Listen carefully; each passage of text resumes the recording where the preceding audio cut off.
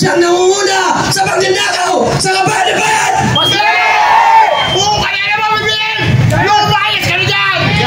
Kaya mga kababayan, kami po ng mga riders mula sa iba-ibang grupo, magkaiba-iba man ang aming samahan, ngunit ngayong gabi, nais po namin ilahat sa inyo na kami nagkakaisa upang labanan ang korupsyon!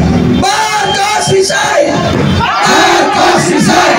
Marcos Resign! Marcos Resign! Maraming salamat mga kababayan.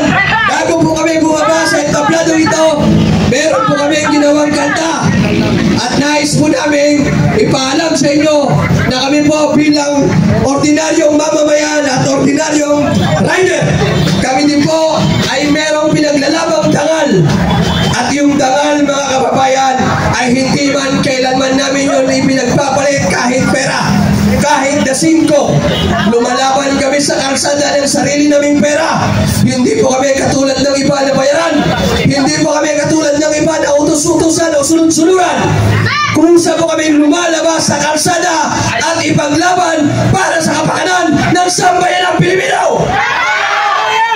Kaya hayaan niyo po kami mga kababayan na ibahagi namin sa inyo ang aming kanta, Laban sa Dangal.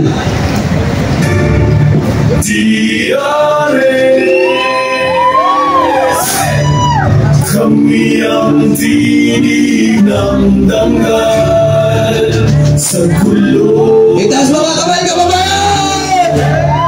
Kami ang paningin sa ingay ng mundo, kami tahimik pero pag kinailangan kami dadating. Galaw ng tao, pagdisiplina ang patunay. DRS ang ngalan sa laban ng tunay. Walang yaman, walang titulo, pero dala ang puso ng isang sundalo. Motor ang kabayo, dangal ang espada, bawat angkas may panata. Laban sa dangal, DRS ang galaw, taman sa bayan kahit sino'y sumubok. Pagkakang kami di susuko.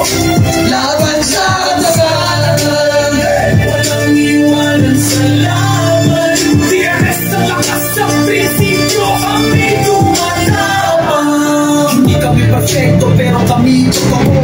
Pag may nangangailangan kami naroon. Hindi kami nagpapasikat, kami ang tumutulong ng tahimik at tapat. Lahat kami rider, iba-iba man ang daan, iisa ang direksyon, tamang servisyo, disiplina. Iyan ang DRS sa bawat rehiyon. Sa gitna ng dilim, kami ilaw. Sa harap ng Diyos, kami gulong ng galaw. DRS, hindi para sa sarili, kundi para sa para sa bayan, para kay Tatay Dico!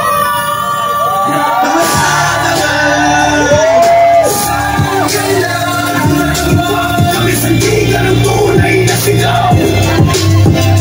laban sa dangal, Hanggang huling ikot, DRS sa tatak panghabang buhay, ilang pang salubong.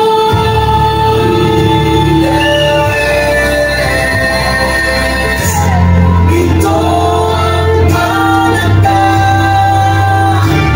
ito ang simula, ito ang laban sa dangal. ayan mga kababayan, muli kami po ang Duterte Riders mula sa iba-ibang mga grupo at kami po kasama ninyo para ilahat natin ang mga katiwalian dito sa gobyernong ito, gaya nga sa sinabi sa Ephesians chapter 5 verse. Matinding problema ang bansa natin ngayon. At sa dinami-dami ng ginagawa ng ating gobyerno, hindi nila makita kung ano yung solusyon. Siyempre, ang solusyon, tanggalin yung punot dulo ng problema dito sa bansa ko. And that is, mag-resign na si Bongbong Marcos. Wala siyang silbi, wala siyang dulot na maganda sa bansa natin. At ang lahat na nararanasan natin ngayon, lalo-lalo na ang katakot-takot na korupsyon, ay pwedeng mapigil sana no ating presidente.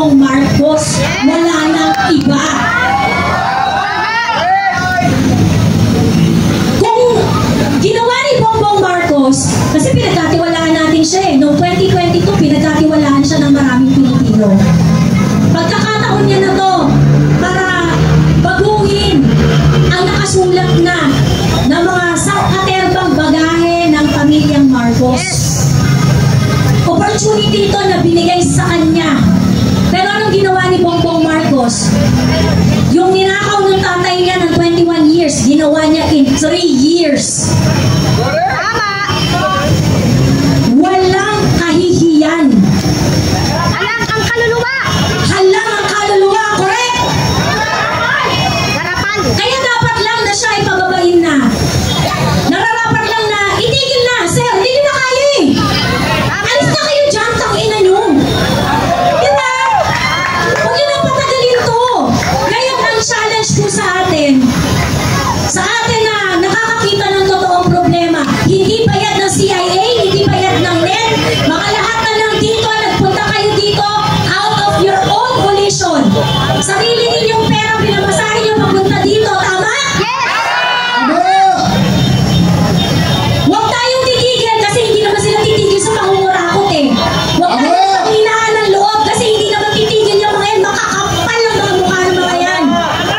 Huwag tayong mapagod, ipaglaban ng kinabukasan ng mga anak natin, ng mga bagong darating ng mga Pilipino.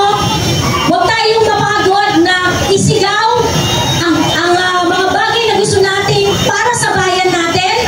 Huwag tayong mapagod na mangarap para sa bayan natin na hindi na i-impluwensyahan ng kahit sinong banyaga. Tayo yung legit, tayo yung totoo na nandito, na sumisigaw ng sarili nating boses para ipaglaban ang bayan natin. Hindi tayo bayad ng NED, hindi tayo bayad ng CIA.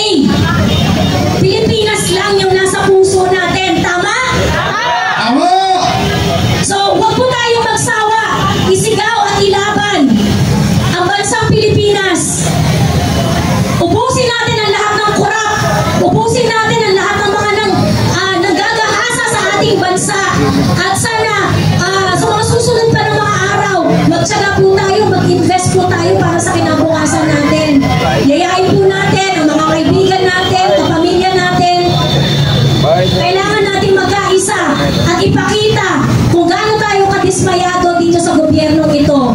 At yung araw-araw po na lumilipas, yung pag-delay nila sa investigasyon, yung kanilang paggawa ng excuses, tandaan po ninyo, yung investigasyon na pinapahaba nila, hindi yung investigasyon para makakuha sila ng mga impormasyon laban sa mga magnanakaw.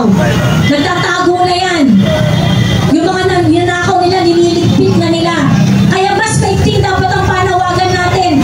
Habang pinapatagal po natin ito, lalo nilang naibabaon yung kanilang mga ninakaw, tinatago nila para hindi na natin makita.